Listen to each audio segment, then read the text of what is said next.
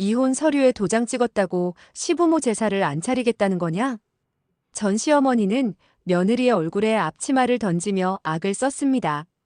8년이라는 세월을 종처럼 부려먹고도 모자라 죽을 때까지 시부모 제사를 책임지라는 말에 며느리는 조용히 미소를 띄었습니다. 그리고 며칠 뒤 법원 복도에서는 기막힌 광경이 펼쳐졌습니다. 위풍당당하던 시어머니가 며느리의 바짓가랑이를 붙잡고 피눈물을 흘리며 오열하고 있었거든요. 며느리가 8년 동안 가슴속에 품어온 날 선 칼날은 과연 무엇이었을까요? 사연 시작 전에 구독 버튼을 눌러주시고 어디서 듣고 계신지 댓글에 남겨주세요. 그곳에 늘 행운이 가득하길 바라겠습니다. 그날은 남편과 이혼 도장을 찍은 지 딱 한 달째 되는 날이었어요.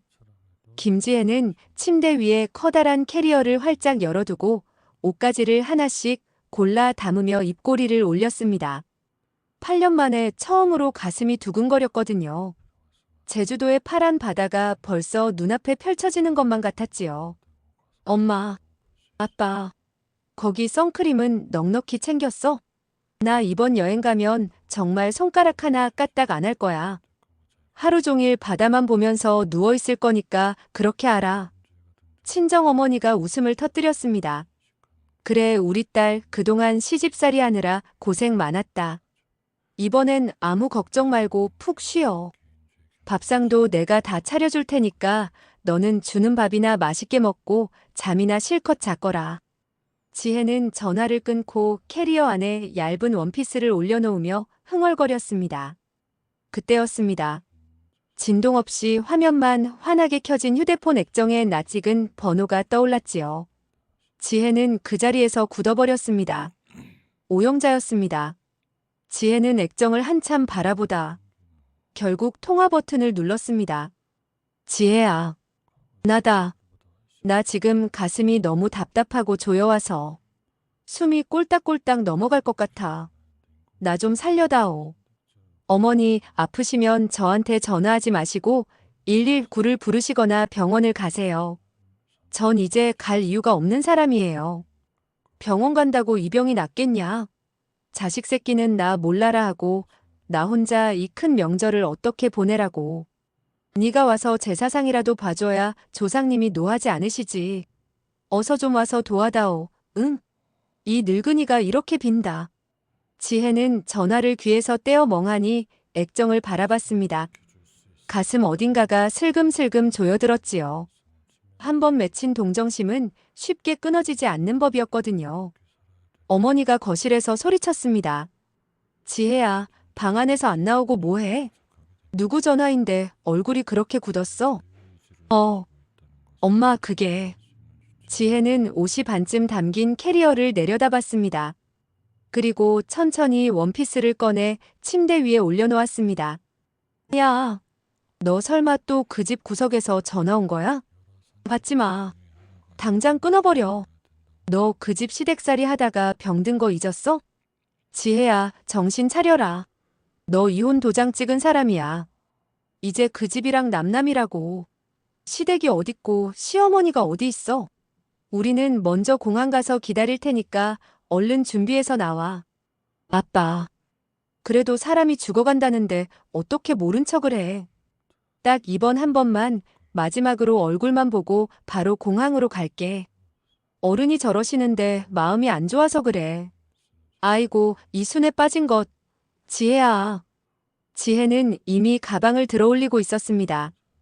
부모님의 만류를 뒤로 한 채 현관문을 나서는 지혜의 발걸음은 무거웠지요.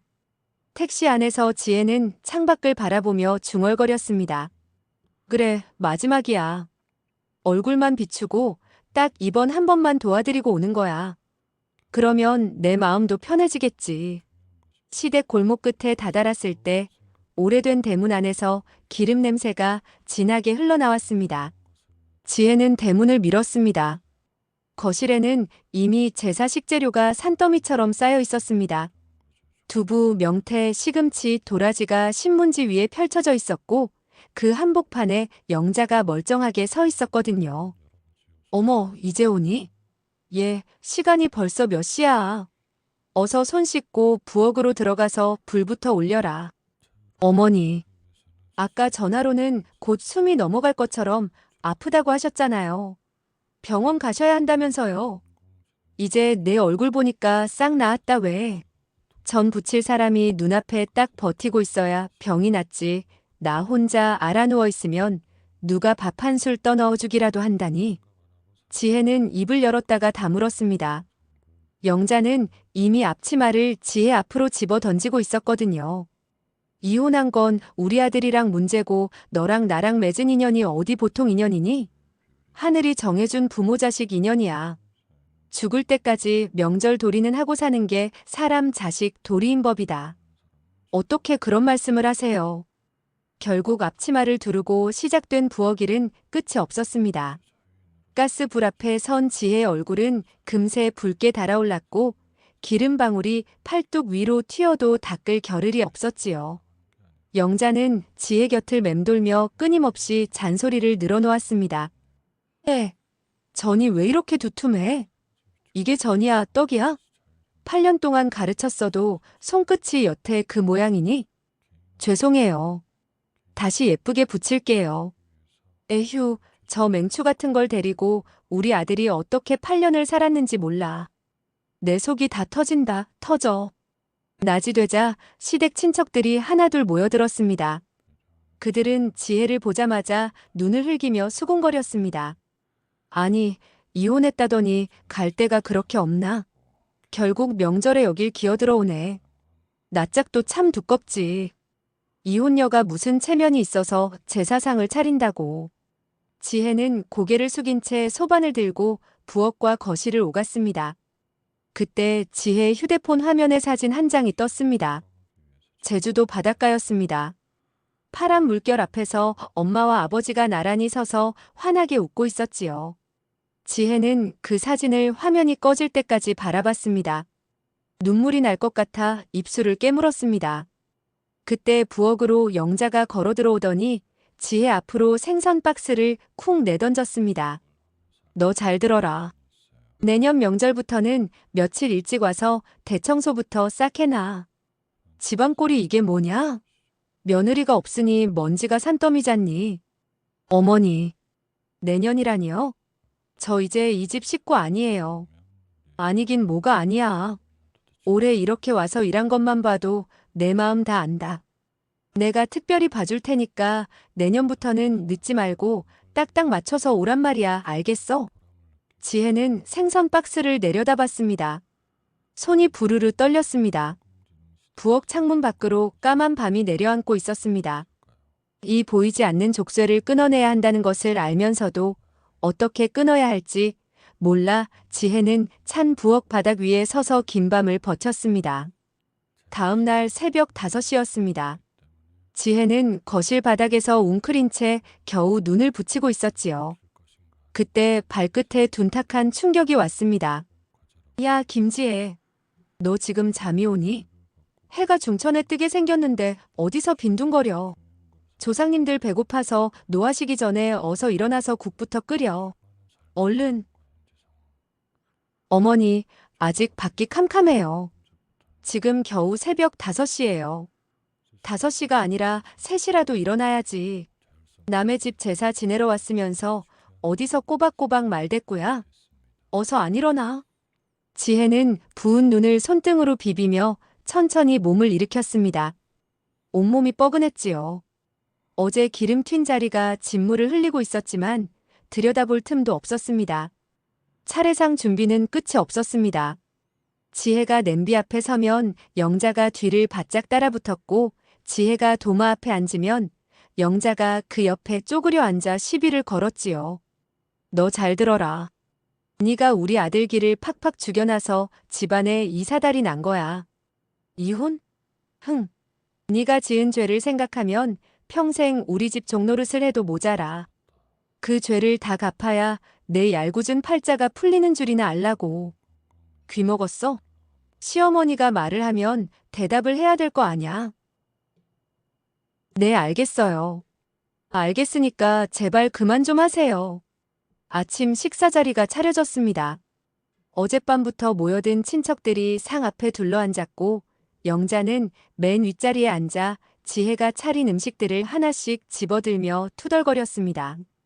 아이고, 고기국에 고기보다 물이 더 많네.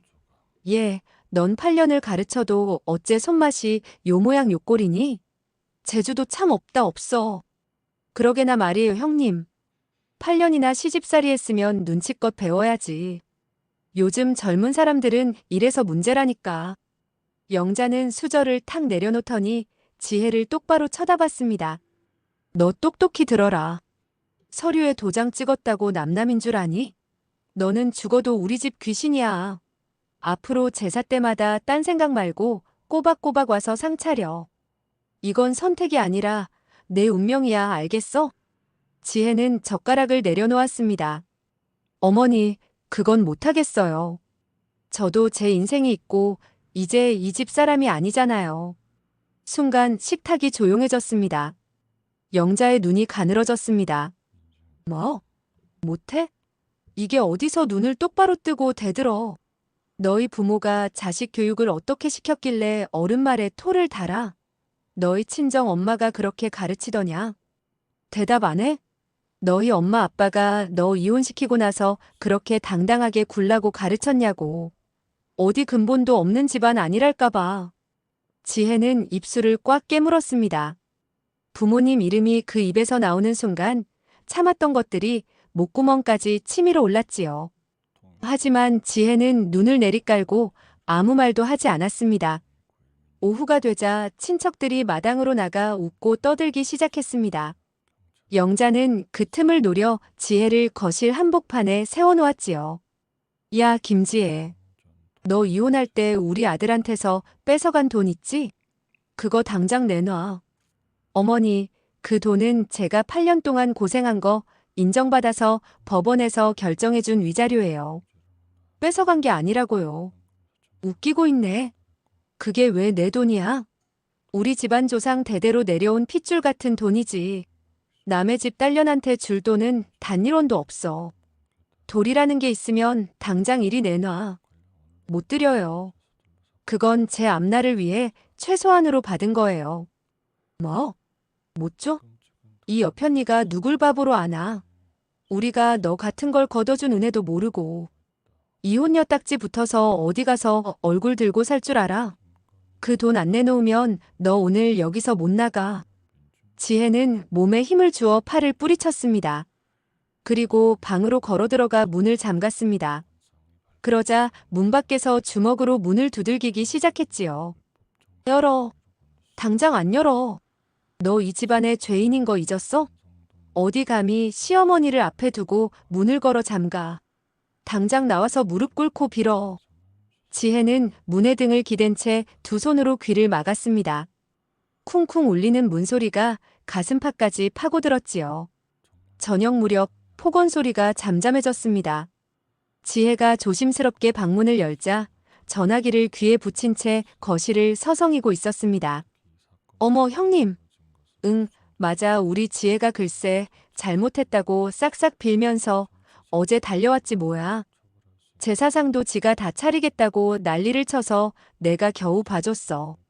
마음이 가여워서 어쩌겠어. 내가 거둬야지. 지혜는 그 자리에서 굳어버렸습니다. 이건 우연이 아니었습니다. 처음부터 계획된 것이었지요.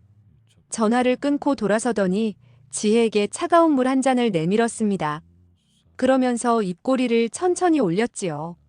지혜야, 이리 와서 좀 앉아봐라. 이제 거칠애는 끝났고 진짜 중요한 얘기를 좀 해야겠다. 너도 들어보면 깜짝 놀랄 거다. 지혜는 그 눈빛을 보는 순간 온몸에 소름이 돋았습니다. 영자는 소파에 천천히 앉으며 지혜를 손짓으로 불렀습니다. 야, 이리 좀 와서 앉아봐라. 다른 게 아니고 나 죽고 나서 내 제사상 차려주는 거 네가 끝까지 책임진다고 여기다가 똑똑히 써라. 지혜는 멈칫하며 영자를 바라봤습니다. 어머니, 지금 뭐라고 하셨어요? 영자가 종이 한 장을 내밀었습니다. 이거 서약서야. 내가 죽은 다음에도 네가 기일마다 와서 상 차리고 절하겠다는 약속. 여기 이름 쓰고 도장 딱 찍어. 알겠냐? 지혜는 종이를 받아들었습니다. 손이 부르르 떨렸지요. 빼곡하게 적힌 글씨들이 눈앞에서 흔들렸습니다. 지혜는 종이를 소파 위에 내려놓으며 고개를 들었습니다. 어머니, 저 이거 못 써요. 이건 정말 말도 안 되는 말씀이세요. 영자가 눈을 가늘게 뜨며 되물었습니다. 뭐가 말이 안 돼? 며느리가 시어머니 제사 챙기는 게 당연한 거지. 어디서 못하겠다는 소리가 나와. 저 이혼했어요, 어머니. 이제 법적으로 남남이라니까요. 영자가 자리를 박차고 일어났습니다. 서류가 뭔 상관이야, 이년아. 우리 집안 들어왔으면 죽어서도 우리 집 귀신인 줄 몰라. 영자는 제기를 집어들었습니다. 그리고 바닥으로 집어 던졌지요. 노쇠 제기가 마루에 부딪히며 요란한 소리를 냈습니다. 친척들이 화들짝 놀라 거실 쪽을 바라봤습니다. 바로 그 순간이었습니다. 현관문이 삐걱 열렸습니다. 지혜는 소리나는 쪽으로 고개를 돌렸습니다. 짙은 회색 정장을 차려입은 박상훈이 문 앞에 서 있었습니다. 그리고 상훈의 옆에는 눈에 띄게 배가 불러온 여자가 그의 손을 꼭 쥔 채 서 있었지요. 최세나였습니다. 지혜는 다리에서 힘이 빠져나갔습니다. 상훈이 지혜를 보며 비죽 웃었습니다. 어이구, 전처님 아직도 여기 계셨네. 갈 데가 그렇게 없어서 여기까지 기어들어왔나? 세나가 지혜를 위아래로 훑으며 코웃음 쳤습니다. 어머, 상훈씨. 이 하녀 같은 게 아직도 안 가고 여기서 버티고 있었던 거야? 정말 징글징글하다. 영자는 세나를 보자마자 얼굴이 환해졌습니다. 종종 걸음으로 달려가 세나의 불러온 배 위에 두 손을 올려놓았지요. 아이고, 우리 세나 왔니? 몸도 무거운 애가 여기까지 오느라 얼마나 고생이 많았어. 어서 들어와 앉아라, 어서. 상우는 지혜를 지나치며 어깨를 세게 부딪혔습니다. 그러더니 세나의 허리를 감싸며 친척들을 향해 씩 웃었습니다. 여러분, 인사들 하세요. 우리 집안 대통을 이을 귀한 손주를 가진 진짜 안주인입니다. 친척들의 시선이 지혜에게로 쏠렸습니다. 수군거리는 소리가 파도처럼 밀려왔지요. 지혜는 그 자리에 박힌 듯 서서 상훈과 세나를 바라봤습니다. 영자가 지혜 쪽으로 턱짓을 했습니다. 야, 김지혜. 너 뭐하고 멍하니 서 있어? 어서 가서 우리 세나 마실 시원한 물 좀 한 잔 가져와. 세나가 상훈의 어깨에 기대며 입술을 삐죽였습니다. 아, 짜증나. 상훈씨, 나 아까부터 입맛이 영 없네. 여기 음식 냄새가 왜 이래? 딱 보니까 먹기도 싫게 생겼어. 상훈이 지혜를 향해 손가락을 딱 튕겼습니다. 들었지? 우리 세나 입맛에 맞게 다시 해와. 당장. 지혜는 아무 말도 하지 않았습니다. 세나는 깔깔거리며 소파에 몸을 기댔습니다. 그러더니 옆에 놓인 물잔을 집어들고 지혜 쪽으로 천천히 걸어왔지요. 세나가 지혜의 얼굴 앞에 바짝 다가서며 낮게 말했습니다. 왜 그렇게 멍청하게 서 있어? 꼴에 자존심이라도 세우는 거야? 응. 그러면서 물잔을 지혜의 얼굴을 향해 휙 기울였습니다. 차가운 물이 지혜의 이마에서 턱 끝까지 흘러내렸습니다.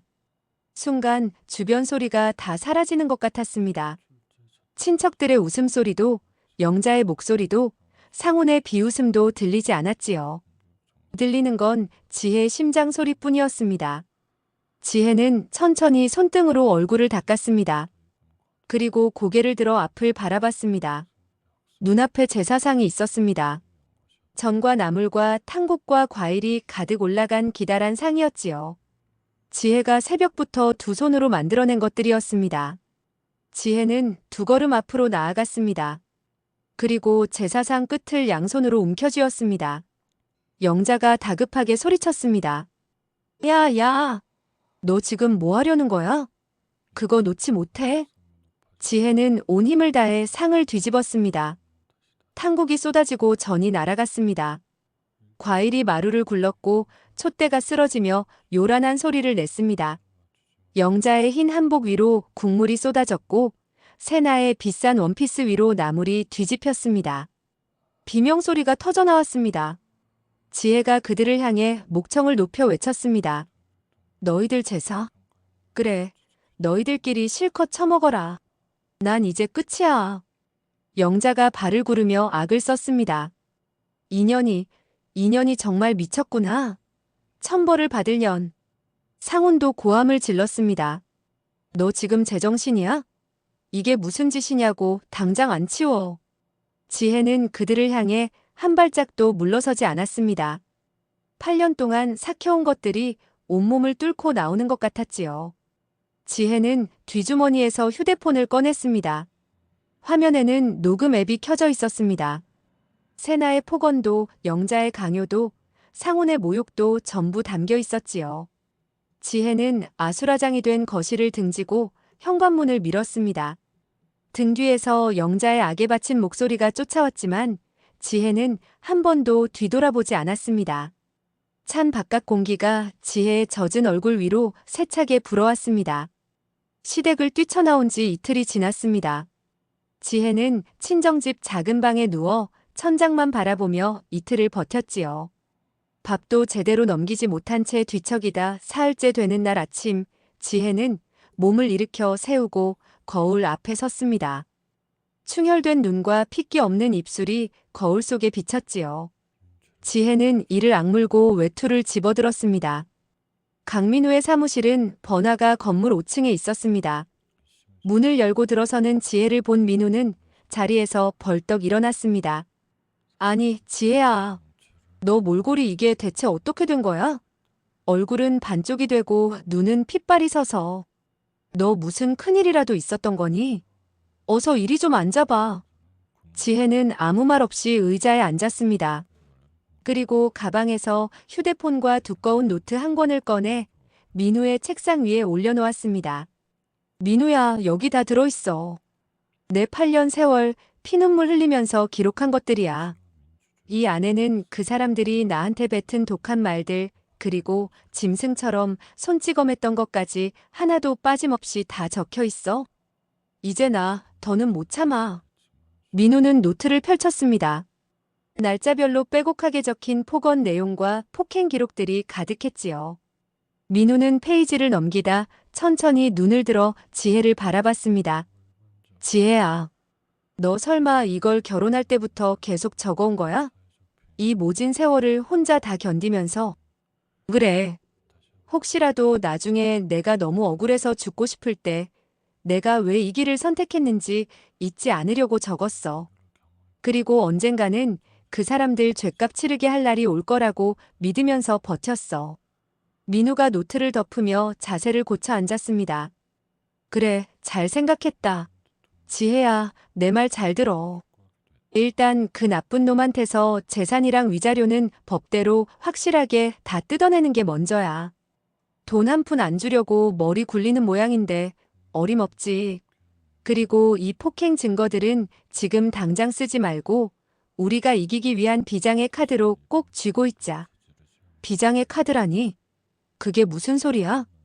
상훈이 그놈 성격에 조만간 너한테 또 해코지하러 올 거야.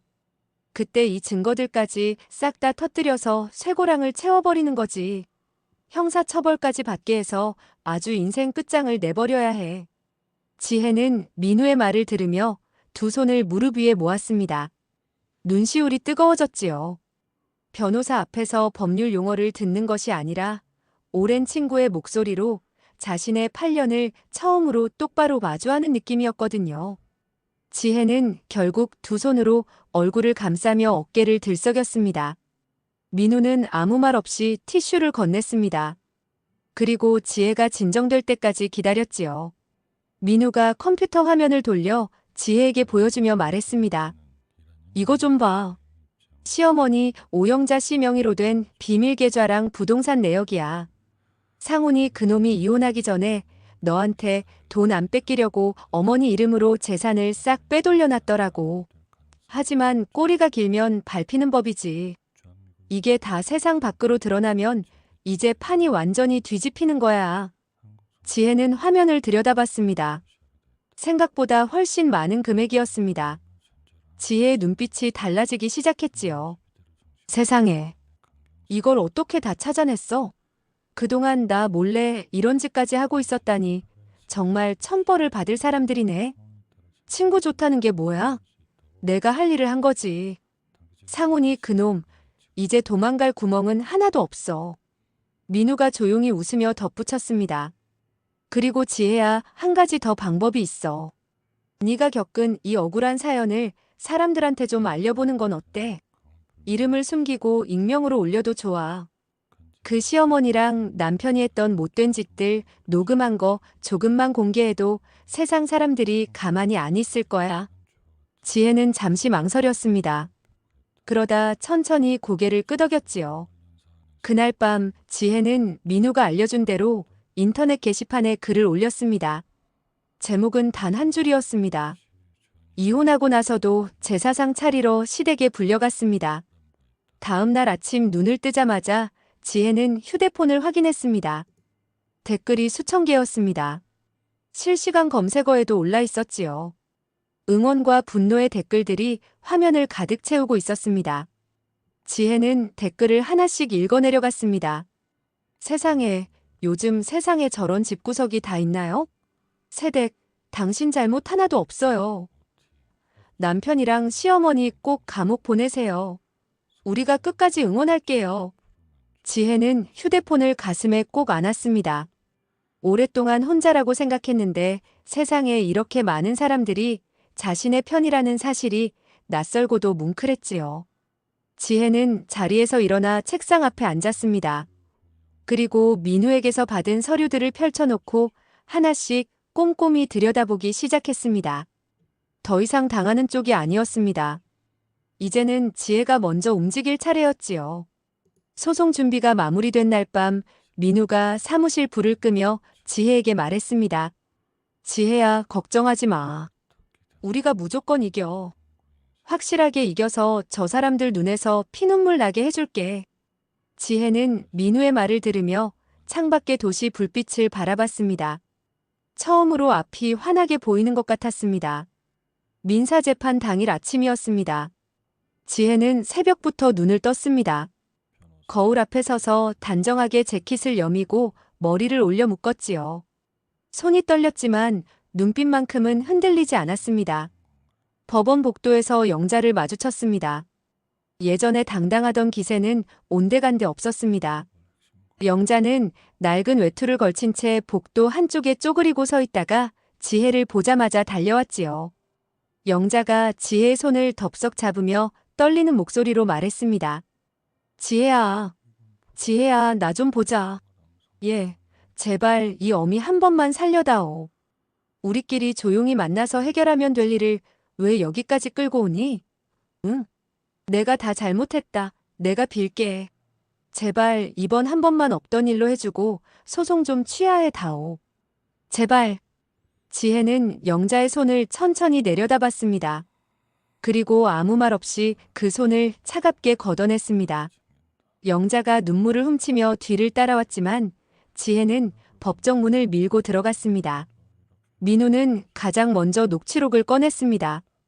영자가 이혼한 지혜에게 사후 제사를 강요하고 가스라이팅하던 목소리가 법정 안에 울려 퍼졌습니다. 판사가 미간을 좁히며 서류를 들여다봤지요. 이어서 화면에는 상훈이 지혜에게 폭언을 퍼붓는 영상이 떴습니다. 세나가 지혜의 얼굴에 물을 끼얹는 장면도 이어졌습니다. 법정 안이 술렁였습니다. 영자가 자리에서 몸을 비틀며 판사를 향해 말했습니다. 판사님, 오해십니다. 저게 다 사정이 있어서 그런 거예요. 제가 며느리를 친딸처럼 아끼고 사랑해서 하나라도 더 가르쳐 주려고 욕심을 부리다 보니 말이 좀 거칠게 나간 것뿐입니다. 저 애를 미워해서 그런 게 절대 아니란 말입니다. 민우가 서류 한 묶음을 판사석 앞에 올려놓으며 나직하게 말했습니다. 판사님, 여기 오영자 씨 명의로 꽁꽁 숨겨둔 비밀 계좌랑 부동산 내역들이 있습니다. 아들과 짜고 며느리에게 줄 돈을 빼돌리려 한 아주 명백한 증거입니다. 이래도 사랑해서 그랬다고 하실 겁니까? 영자의 얼굴이 하얗게 질렸습니다. 입술을 달싹이다 결국 아무 말도 내뱉지 못하고 두 손만 부들부들 떨었지요. 재판부는 오래 걸리지 않았습니다. 상훈과 영자가 공동으로 거액의 위자료를 지급하고 숨겨둔 재산의 절반 이상을 지혜에게 분할하라는 판결이 내려졌습니다. 법정을 나서는 지혜의 어깨가 처음으로 활짝 펴졌습니다. 그 순간 뒤에서 상훈이 달려들었습니다. 지혜의 팔을 낚아채려는 찰나 미리 대기하고 있던 경호원 2명이 상훈의 양팔을 제압하며 바닥에 눌렀지요. 상훈은 바닥에 엎어진 채 악을 쓰며 소리쳤습니다. 이 독한 년, 네가 감히 우리 집안을 망쳐놔. 내 돈, 내 재산 다 내놔. 너 오늘 내 손에 죽어보자. 알아. 이거 놓으란 말이야. 상훈은 결국 경찰들에게 끌려나갔습니다. 승소 소식은 빠르게 퍼졌습니다. 영자가 부녀회 회장이라며 동네에서 으스대고 다니던 모임에서도 연락이 끊겼고 오래 다니던 종교단체에서도 영자를 내쳤습니다. 영자가 쌓아온 가식의 성벽이 하루아침에 허물어졌지요. 그날 저녁 지혜는 친정 어머니에게 전화를 걸었습니다. 통장에 돈이 들어왔다는 문자를 보여드렸지요. 어머니는 한동안 말을 잇지 못했습니다. 그러다 지혜의 이름을 부르며 목이 메었습니다. 지혜야, 지혜야, 우리 딸. 고생 많았다. 정말 고생 많았어. 이제야 이 엄마가 발 뻗고 편히 자겠구나. 내 새끼 억울한 거 다 풀려서 정말 다행이다. 정말 다행이야. 지혜는 전화기를 귀에 붙인 채 눈을 감았습니다. 뜨거운 것이 눈꺼풀 안쪽에서 차올랐지요. 밤늦게 민우와 작은 식당에 마주 앉았습니다. 소주잔을 부딪히며 민우가 피식 웃었습니다. 지혜야, 정말 장하다. 그동안 그 지옥 같은 시간들 어떻게 버텼니? 오늘만큼은 다 잊고 푹 쉬어라. 수고했어, 진짜로. 지혜는 잔을 들어 한 모금 마셨습니다. 쓴맛이 목을 타고 내려가는데 이상하게 달게 느껴졌지요. 다음 날 아침 민우에게서 문자가 왔습니다. 상훈의 외제차와 영자 아파트에 빨간 압류 딱지가 붙었다는 내용이었습니다. 지혜는 그 문자를 읽고 오래도록 창밖을 바라봤습니다. 입가에 천천히 미소가 번졌지요. 승소한 지 일주일이 지났습니다. 지혜는 새로 옮긴 오피스텔에 짐을 풀고 처음으로 혼자만의 공간을 꾸리기 시작했지요. 작은 화분 하나를 창가에 올려두고 뒤로 물러서서 바라보는데 그때 창밖에서 고함 소리가 들려왔습니다. 박상훈이었습니다. 직장에서 해고당한 상훈은 술 냄새를 풍기며 오피스텔 앞 골목에 서서 지혜의 이름을 악을 쓰며 불러댔습니다. 야, 김지혜. 너 거기 있는 거 다 알아. 당장 안 내려와. 네가 감히 내 돈을 뺏어가고 나를 길바닥에 나앉게 해? 당장 문 열어. 문 열라고. 경비원이 나와 제지해도 막무가내였지요. 이런 일이 사흘째 반복되고 있었습니다. 설상가상으로 임신 중이라던 세나가 상훈이 빈털터리가 되자 자취를 감춰버렸습니다. 예물 상자와 현금 봉투를 죄다 챙겨서 사라진 것이었지요. 그 소식을 전해들은 영자는 충격으로 쓰러져 병원에 실려갔습니다. 아이고, 아이고 내 팔자야. 그 여우 같은 년한테 홀려서 집안 재산을 다 내줬는데 그걸 다 들고 튀어. 아이고 세상에 이럴 수가 있니? 상훈아, 상훈아 나 좀 살려다오. 한편 상훈은 지혜의 직장 온라인 게시판에 글을 올리기 시작했습니다. 지혜가 시어머니의 재산을 노리고 달려든 파렴치한이라는 내용이었지요. 지혜의 동료들이 캡처 사진을 보내오기 시작했고 지혜는 그것들을 하나씩 저장하며 민우에게 전송했습니다. 며칠 후에는 시골에 계신 친정 부모님 댁에서 전화가 왔습니다. 어머니의 목소리가 잔뜩 떨려 있었지요. 지혜야. 어떡하니 무서워 죽겠다. 누가 우리 집 대문에다가 입에 담지도 못할 험한 낙서를 해놓고 이상한 걸 잔뜩 붙여놨어. 무서워서 밖을 나갈 수가 없구나. 대체 이게 무슨 일이니? 지혜는 전화를 끊고 곧장 부모님 댁으로 달려갔습니다. 대문에는 오물이 뿌려져 있었고 살해 협박이 담긴 종이가 덕지덕지 붙어 있었습니다. 마당 안에서 아버지가 두 팔로 어머니를 감싸고 있었지요. 아버지의 손이 떨리고 있었습니다. 지혜는 부모님을 안쪽으로 모시고 들어가 대문을 걸어 잠갔습니다. 그리고 부모님이 보지 않는 곳에서 주먹을 꽉 쥐었지요. 이건 자신만의 문제가 아니었습니다. 지혜는 그날 밤 민우에게 전화를 걸었습니다. 민우야, 이제 더는 못 참아. 형사고소 바로 시작하자. 그 인간, 우리 부모님까지 건드렸어. 절대로 용서 못해. 민우가 잠시 침묵하다 낮게 말했습니다. 그래, 지혜야. 마음 굳게 먹어라.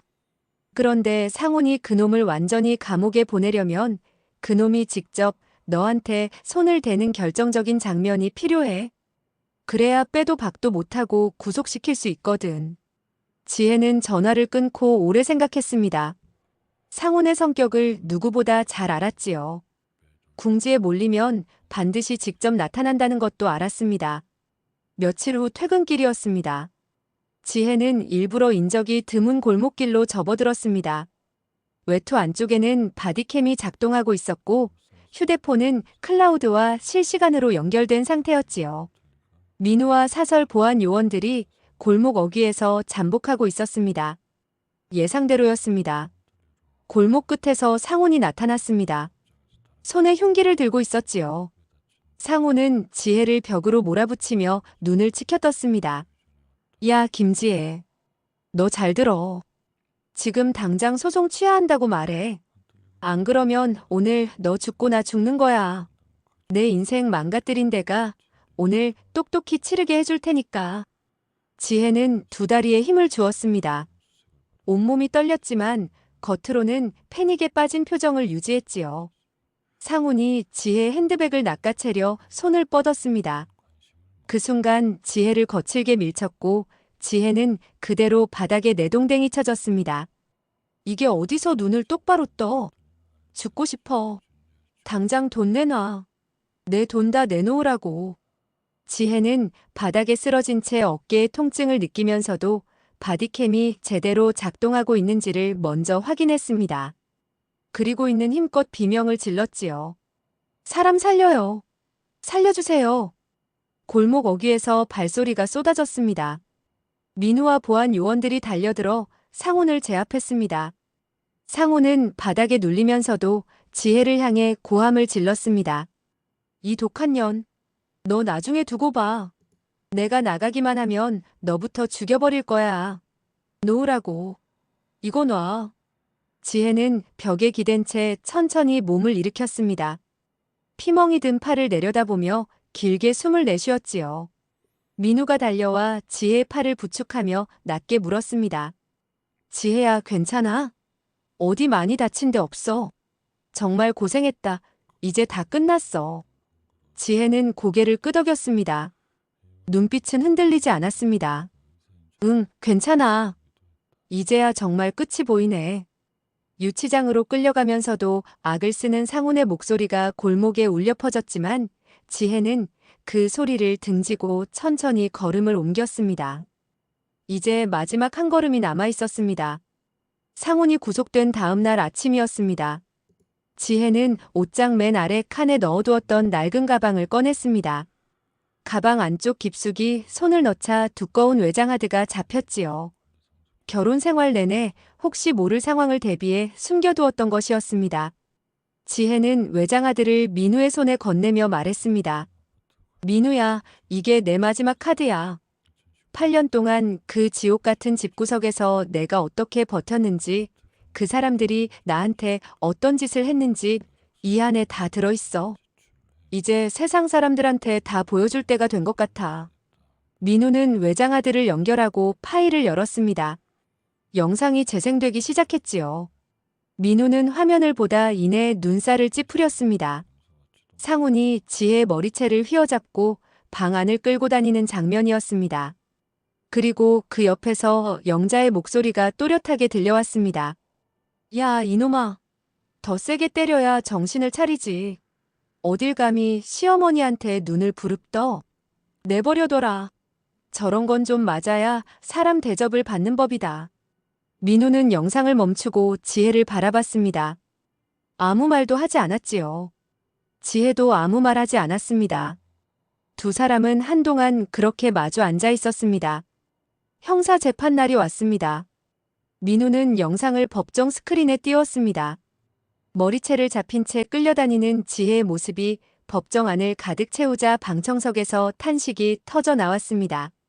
영자의 목소리가 울려 퍼지는 순간 법정 안이 술렁였지요. 영자는 피고석에서 몸을 비틀며 소리쳤습니다. 아니에요. 판사님, 저건 가짜예요. 요즘 세상이 얼마나 무서운데 저런 건 다 컴퓨터로 조작할 수 있다고요. 내가 우리 며느리한테 저런 말을 했을 리가 없잖아요. 억울합니다. 정말 억울해요. 판사가 조용히 하라는 손짓을 했습니다. 민우는 그 다음 증거를 꺼냈습니다. 서류 한 장이었지요. 잠적한 세나를 끝까지 추적해 받아낸 유전자 검사 결과였습니다. 세나의 뱃속 아이가 상훈의 핏줄이 아니라는 내용이 담겨 있었지요. 법정 안이 순식간에 조용해졌습니다. 영자는 그 서류를 보는 순간 얼굴이 일그러졌습니다. 입술이 파르르 떨렸지요. 뭐?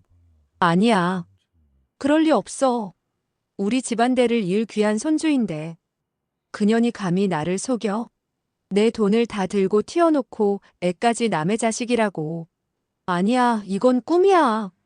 영자는 비명을 지르더니 갑자기 두 눈을 뒤집으며 피고석에서 쓰러졌습니다.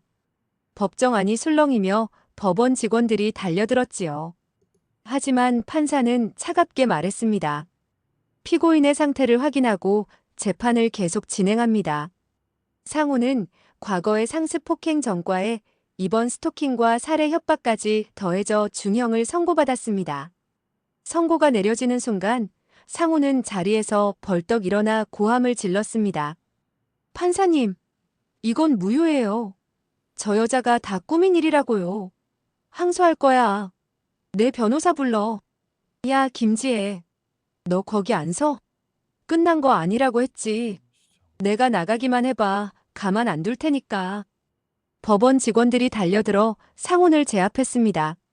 상훈은 수갑을 찬 채 법정 밖으로 끌려나가면서도 지혜를 향해 눈을 부라렸지요. 지혜는 그 눈빛을 정면으로 받아내며 꼼짝하지 않았습니다. 영자는 퇴원하자마자 살던 아파트에서 짐을 싸야 했습니다. 모든 재산이 경매로 넘어갔거든요. 부녀회 회장이라며 동네를 누비던 영자를 아는 체 하는 사람은 아무도 없었습니다. 친척들도 하나둘 등을 돌렸지요. 영자는 결국 자신이 그토록 무시하던 쪽방촌 단칸방으로 들어갔습니다. 지혜는 상훈의 퇴직금과 영자의 은닉재산 경매 대금을 모두 위자료로 받아냈습니다. 그 후로 상훈에게서 매일 편지가 날아왔습니다. 반성한다는 내용이었지요. 지혜는 단 한 통도 뜯어보지 않았습니다. 편지가 쌓일 때마다 파쇄기에 넣었습니다. 종이가 잘게 갈리는 소리가 오히려 속 시원하게 느껴졌지요. 어느 날 밤 지혜 휴대폰에 모르는 번호로 전화가 왔습니다. 영자였습니다. 또 번호를 바꾼 것이었지요. 지혜는 전화를 받았습니다. 영자가 기운 없는 가느다란 목소리로 말했습니다. 지혜야. 나다. 나 지금 밥 한 끼 먹을 돈도 없고 보일러도 안 들어오는 방에서 혼자 떨고 있다. 내가 다 잘못했다. 그래도 네가 명색이 내 며느리였는데. 나중에 나 죽으면 제사상은 차려줄 거지? 응? 이 어미 마지막 부탁이다. 지혜는 잠시 그 목소리를 들었습니다. 그리고 천천히 입을 열었습니다. 어머니, 제사 걱정은 하지 마세요.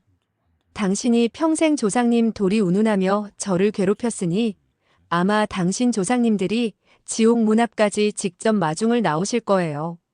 거기서 그분들 모시고 평생 전이나 부치며 사세요. 다시는 전화하지 마세요. 지혜는 전화를 끊고 영구 차단을 눌렀습니다. 휴대폰을 내려놓고 창밖을 바라봤지요. 밤하늘이 맑았습니다. 지혜는 오래도록 그 하늘을 바라보다 천천히 눈을 감았습니다. 이제야 진정한 자유가 온몸을 감싸는 기분이었습니다. 모든 것이 끝난 지 한 달이 지났습니다. 지혜는 구청 민원실 창구 앞에 앉아 서류 한 장을 내밀었습니다. 개명 신청서였지요. 담당 직원이 서류를 확인하고 도장을 찍는 동안 지혜는 두 손을 무릎 위에 모은 채 창밖을 바라봤습니다. 김지혜라는 이름 뒤에 켜켜이 쌓인 것들을 이제는 내려놓을 때였습니다. 지혜라는 이름으로 살면서 참 많이도 울었네. 이제 이 이름하고는 작별이야. 새로 태어나는 거야, 나를 위해서. 오피스텔로 돌아온 지혜는 짐을 정리하기 시작했습니다. 8년치 살림이 아니었습니다. 이혼 후 혼자 꾸린 작은 살림이었는데도 버릴 것이 생각보다 많았지요. 지혜는 하나씩 상자에 담다가 서랍 맨 아래에서 사진 한 장을 꺼냈습니다. 결혼식 사진이 아니었습니다. 오래전 친정 부모님과 셋이서 찍은 사진이었지요. 지혜는 그 사진을 가방 안쪽 주머니에 조심스럽게 넣었습니다. 맞아. 나한테는 이렇게 나를 아껴주는 엄마 아빠가 있었지. 그 집 구석에서 구박받느라 이걸 잊고 살았어. 이제 다시는 잊지 않을 거야. 공항으로 향하는 택시 안에서 지혜는 창밖으로 흐르는 한강을 바라봤습니다. 잿빛 강물이 햇빛을 받아 반짝였지요. 지혜는 그 물빛을 보며 길게 숨을 내쉬었습니다. 공항 게이트 앞에 부모님이 먼저 나와 기다리고 있었습니다. 지혜를 본 어머니가 가방도 내려놓지 않은 채 달려왔습니다. 말 한마디 없이 지혜를 꼭 끌어안았지요. 어머니의 어깨가 가늘게 떨렸습니다. 아이고, 내 새끼. 오느라 고생했다. 이제 됐다. 이제 다 끝났어. 엄마가 우리 딸 꼭 지켜줄게. 아무 걱정 말고 이제 엄마랑 같이 가자, 응? 아버지는 지혜의 곁으로 천천히 걸어와 어깨를 다독이며 말했습니다. 우리 딸 정말 장하다. 그 험한 길 혼자서 꿋꿋하게 잘 버텨냈어. 이 아비는 네가 정말 자랑스럽다. 이제 뒤는 돌아보지도 마라. 앞만 보고 가는 거야. 지혜는 아버지의 손을 꼭 쥐었습니다. 말이 나오지 않았습니다. 그냥 그 손을 쥔 채로 오래 서 있었지요.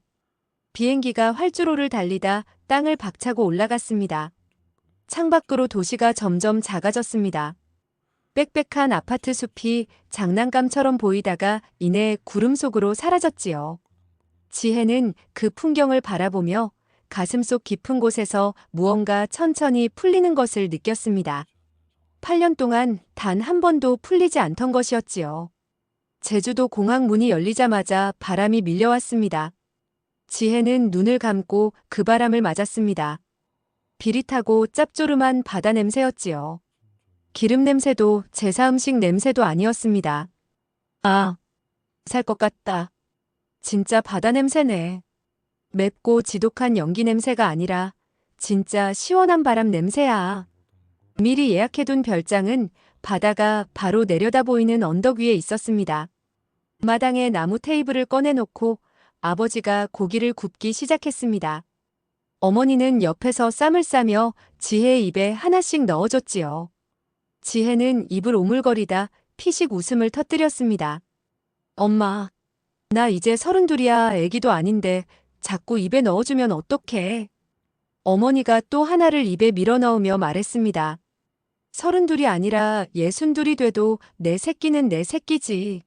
그동안 맛있는 것도 못 얻어먹고 고생만 했는데 엄마가 해주는 거라도 실컷 먹어야지. 어서 먹어, 얼른. 아버지가 고기를 뒤집으며 껄껄 웃었습니다. 그 웃음소리가 밤바다 위로 퍼져나갔지요. 밤이 깊어 파도 소리만 남았을 때 지혜의 휴대폰에 문자가 왔습니다. 민우였습니다. 3살 응원해. 잘 살아. 지혜는 잠시 그 문자를 들여다보다 답장을 보냈습니다. 고마워, 민우야. 내 덕분에 내가 다시 일어설 수 있었어. 진짜로 고마워. 별장 안으로 들어온 지혜는 침대 옆 작은 탁자에 노트북을 펼쳤습니다. 빈 문서 창이 열렸지요. 지혜는 키보드 위에 손을 올리고 천천히 글자를 치기 시작했습니다. 새로운 사업 계획서의 첫 줄이었습니다. 동이틀 무렵 지혜는 담요를 두르고 마당으로 나왔습니다. 수평선 너머로 붉은 기운이 번지기 시작했지요. 주황빛이 하늘을 물들이며 바다 위로 길게 뻗어나왔습니다. 지혜는 그 빛을 정면으로 바라봤습니다. 그러다 천천히 미소를 지었습니다. 지혜야, 아니 이제는 소윤아. 과거는 다 잊고 이제 진짜 내 인생을 살아. 너는 행복해질 자격이 충분하니까. 파도 소리가 그 말을 받아 먼 바다로 데려갔습니다. 김지혜는 8년이라는 긴 시간을 버텼습니다. 착한 며느리라는 이름 아래 짓눌리고 폭언을 들으면서도 꾹꾹 참아냈지요. 그러나 지혜는 단 한 번도 완전히 무너지지 않았습니다. 조용히 기록하고 조용히 준비하며 때를 기다렸거든요.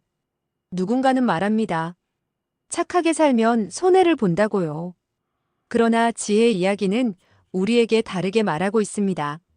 진짜 강한 사람은 참는 사람이 아니라 스스로를 지킬 줄 아는 사람이라고요.